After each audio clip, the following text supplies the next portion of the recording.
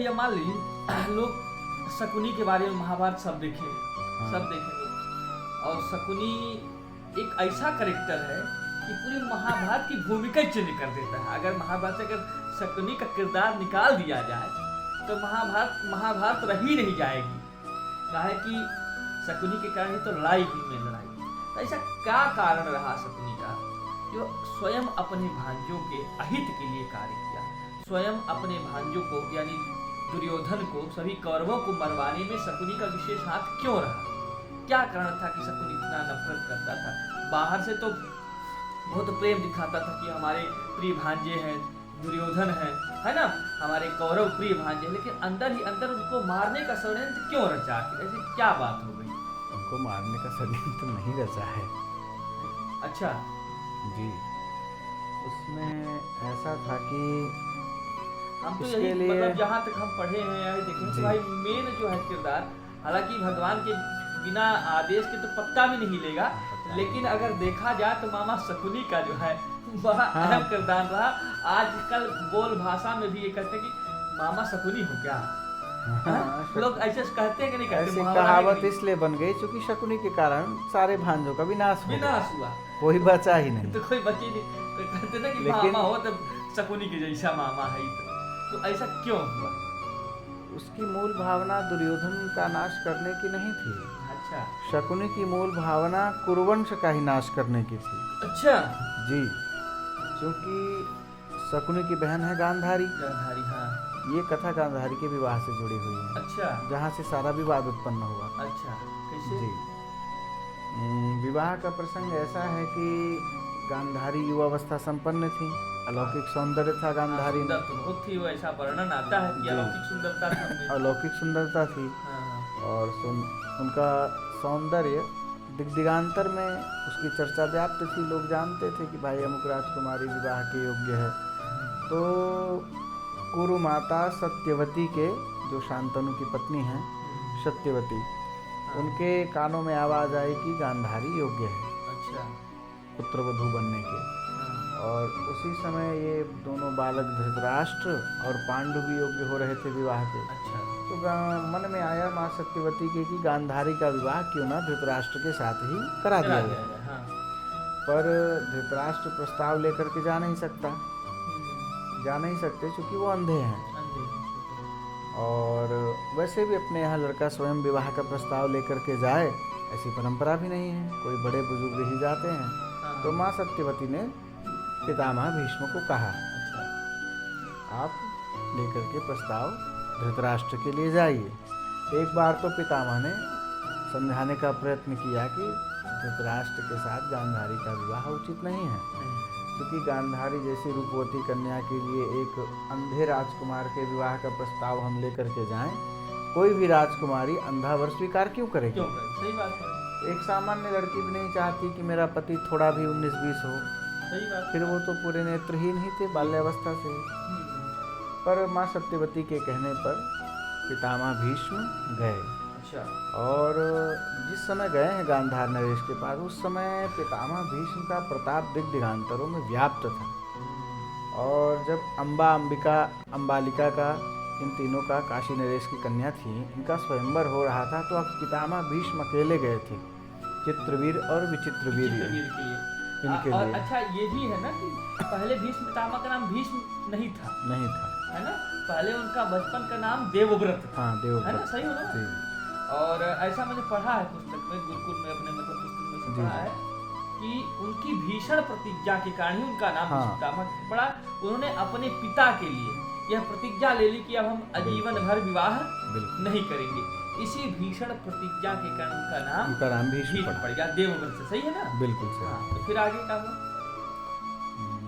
क्या चर्चा कर रहे थे हम? चर्चा कर रहे थे कि माने गए स्वयंवर में गए, गांधारी के स्वयंवर में गए भीष्म पितामह। तो भीष्म की चर्चा तो यश पहले से ही उनका फैला ही था संसार में।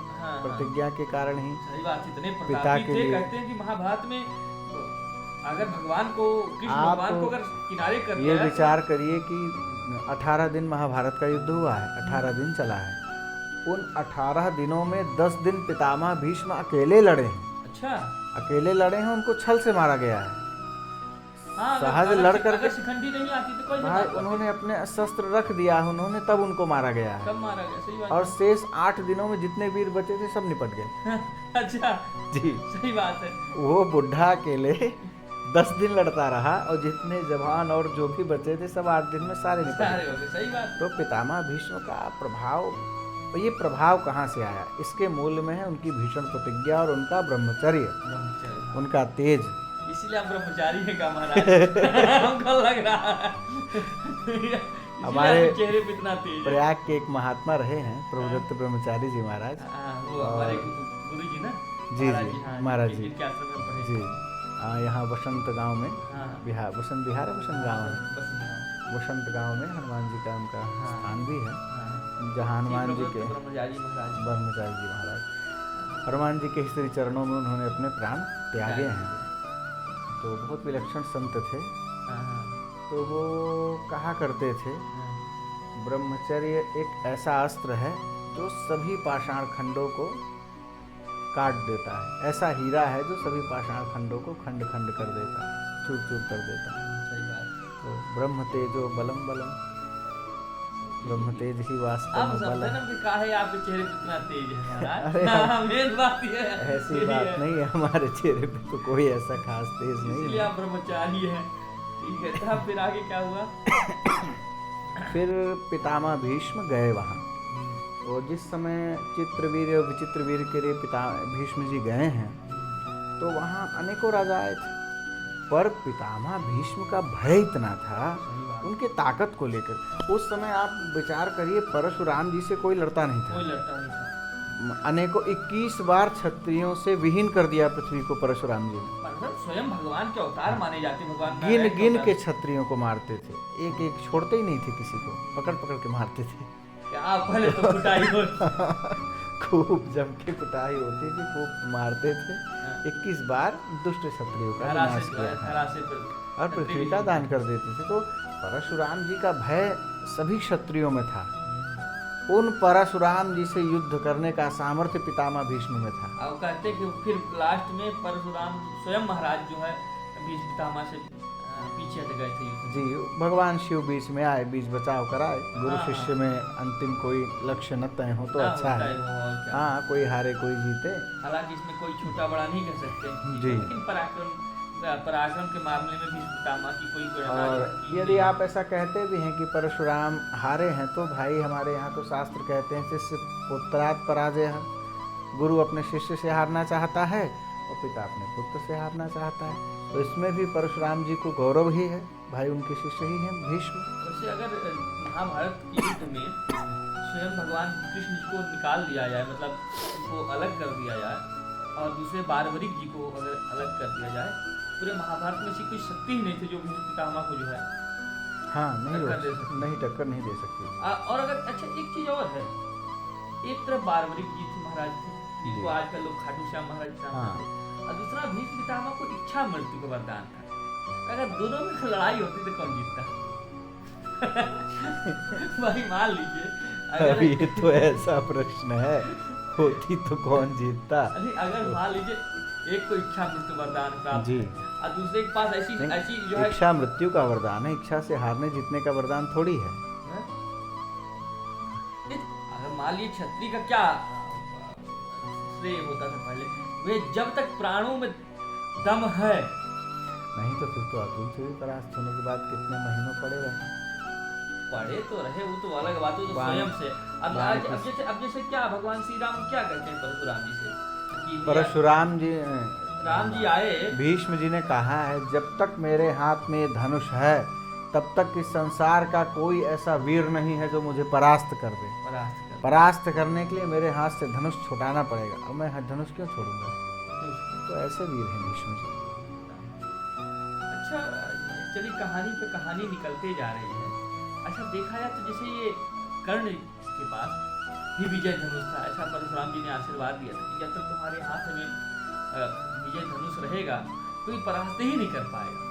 आशीर्वाद तो दिया था उन्होंने, पर आशीर्वाद के साथ साथ शाप भी दिया साथ था। भी दिया था। जिस समय इन अस्त्रों की, मंत्रों की, विद्या की तुमको सबसे ज्यादा आवश्यकता होगी, उसी समय तुमको ये भूल जाएगा। ये तो इससे एक ये भी बात सिद्ध होती है कि जिसके अर्जुन और कर्ण दो पात्र हैं, हाँ, एक के जीवन में संपूर्ण गुरु कृपा है और एक के जीवन में संपूर्ण गुरु कृपा नहीं। एक ने गुरु सेवा से विद्या प्राप्त की है, गुरु की प्रसन्नता से विद्या ली है, एक ने छल से विद्या ली है। तो जिसने छल किया है उसका अंत में विनाश हो गया, और जिसने श्रद्धा से गुरु की सेवा की है उसका दिग्दिगांतरों में यश आज भी हम सब गा रहे हैं। बिल्कुल सही बात है। देखिए तो और नहीं तो कर्ण ही जीत जाते, ऐसी विद्या उन पे थी। बात तो है। अच्छा, हम थे स्वयंवर में, है ना, गांधारी के स्वयंवर में। जी, वो चर्चा चल रही थी, बीच में कट गई। हाँ, तो पितामह जी का जो यश है भीष्म जी का, वो दिग्दिगांतरों में था। तो जिस समय गांधार नरेश के पास भीष्म जी पहुँचे हैं, विवाह का प्रस्ताव दिया, तो पहले तो गांधार राज को भ्रम हो गया। भ्रम ये हो गया, उनको लगने लगा कि ये अंधे का क्या, अंधे बालक का तो विवाह लाए नहीं होंगे, क्योंकि मेरी राजकुमारी इतनी सुंदर है, ऐसी राजकुमारी के लिए कौन अंधे लड़के का विवाह प्रस्ताव लाएगा। तो पिता भीष्म ने कहा कि मैं कुरु राजकुमार के विवाह का प्रस्ताव लाया हूँ। कुरु राजकुमार दो थे, पांडु थे, हाँ, तो उन्होंने पांडु समझ लिया, क्योंकि उन दिनों पांडु का भी यश खूब व्याप्त था। पांडु दिखने में भी सुंदर थे, अपार सौंदर्य था पांडु में, और बल में भी पराक्रमी भी थे, कई बड़े बड़े युद्धों में विजय प्राप्त की थी पांडु। अच्छा, यहाँ पे मैं समझा दूं, पांडु का नाम पांडु क्यों पड़ा, क्योंकि उनके शरीर में पूरा पीलिया हुआ था, वो पूरे पीले।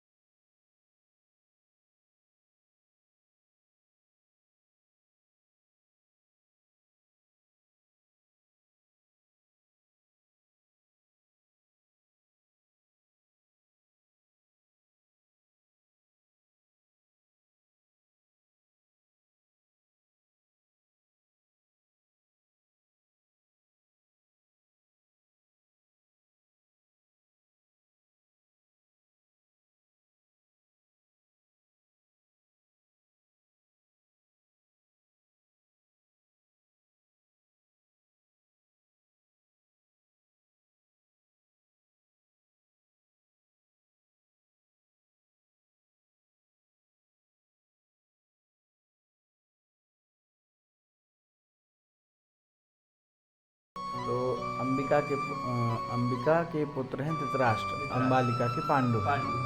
तो अंबिका जब गई तो भय के कारण, क्योंकि व्यासी के पास जाना था, तो कुछ भय था भीतर में, तो भय के कारण नेत्र बंद कर लिए। अच्छा, ये बात, नेत्र बंद कर लिए। इस कारण, चूंकि भय से नेत्र बंद कर लिए, इसलिए वो जो गर्भाधान उस समय अंगुली मात्र से हुआ, ये भी एक दिव्य इसको कहा जाएगा, उंगली से होता नहीं। महाराज स्वयं जी, जो महाभारत की रचना, व्यासो नारायण स्वयं कहा गया है, व्यास स्वयं नारायण। और शिव महापुराण में 28 व्यासों की चर्चा है। 28 व्यास हैं, भगवान नारायण से प्रकट हुए हैं, अलग अलग कल्प में अलग अलग अवतीर्ण होकर के कथा लिखते हैं। तो व्यास अंबिका डर गई, नेत्र बंद कर लिए, तो धृतराष्ट्र अंधे पैदा हो गए। और अंबिका भी भयभीत हो गई, इतना भयभीत हो गई कि भय के मारे उनका शरीर पीला पड़ गया। भय के कारण पीला पड़ गया, डर गई। तो अत्यधिक डरने के कारण उनसे जो पुत्र हुआ वो पांडु हो गया। पांडु अर्थात कमजोर भी कह सकते हैं, हाँ, बाल्यावस्था से ही कमजोर रहे, उनका नाम पांडु रख दिया गया। और दासी प्रेम से मिली, इसलिए भक्त का जन्म हो गया, श्री विदुर जी प्रकट हुए। विदुर जी हैं, बहुत विद्वान, बहुत तेजस्वी थे। बहुत तेजस्वी थे। कहते कि स्वयं भगवान श्री कृष्ण जी विदुर के यहाँ जो है हाँ, साग खाए खाए और साग खाए ऐसा ऐसा की गीत भी है। हाँ, है ना। सबसे ऊंची प्रेम सगाई, दुर्योधन के मेवा त्यागे, साग विदुर घर खाए। है ना। तो ऐसी विदुर की महानता है। तो फिर क्या हुआ कि विवाह के लिए जब वो गए प्रस्ताव लेकर, तब क्या हुआ कुछ आगे? प्रस्ताव लेके गए, उन्होंने समझा पांडु का प्रस्ताव है तो सहर्ष स्वीकार कर लिया। तो प्रसन्न भी हुए, पर उसी समय भीष्म ने संशय को दूर कर देना उचित समझा। तो भीष्म ने कहा, मैं पांडु के लिए प्रस्ताव नहीं लाया हूँ, मैं राजकुमार धृतराष्ट्र के लिए प्रस्ताव लाया हूँ। अच्छा। कह दिया। यद्यपि भीष्म ने अपना कोई दबाव नहीं बनाया था कि नहीं करना ही है, एक प्रस्ताव दिया था कि हम चाहते हैं कि ऐसा हो जाए। पर गांधार नरेश की हिम्मत नहीं हुई भीष्म के प्रभाव को देख करके। भीष्म के प्रभाव में वो कह नहीं पाए कि नहीं, मैं ये विवाह नहीं चाहता हूँ। तो इस कारण से उन्होंने न चाहते हुए भी विवाह कर दिया। और गांधारी चूँकि पितृभक्ता थी, पिता की लाज रखने के लिए उन्होंने सहर्ष विवाह कर लिया।